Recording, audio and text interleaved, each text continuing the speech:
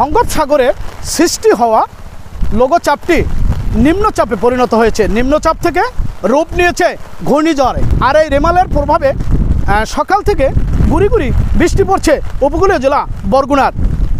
ইতিপূর্বেই জেলা প্রশাসনের পক্ষ থেকে দুর্যোগ ব্যবস্থাপনা কমিটি প্রস্তুতি সভা গ্রহণ করেছেন।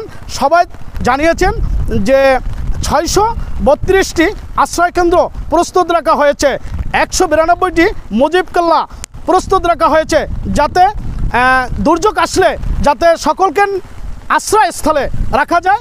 এবং প্রশাসনের পক্ষ থেকে স্বেচ্ছাসেবী সংগঠন মাইকিং করে প্রচার প্রচারণা চালিয়েছেন।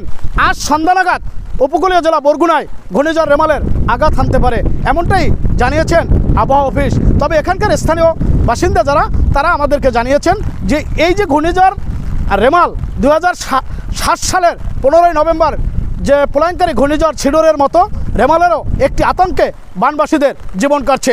যেহেতু ভেরিবাদ নাই, যে কোনো সময় ঘটে যেতে পারে বড় ধরনের দুর্যোগ, অনাকাঙ্ক্ষিত ঘটনা। তবে এখানকার মানুষ তারা চাচ্ছেন যে আশ্রয় কেন্দ্রে তো যাবেনি, কিন্তু তাদের জানমাল নিরাপত্তার জন্য ভেরিবাদটি দ্রুত বাস্তবায়নের।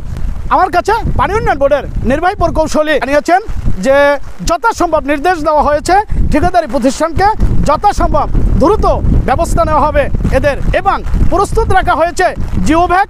সর্বশেষ সংবাদ ছিল এ পর্যন্তই বরগুনা থেকে।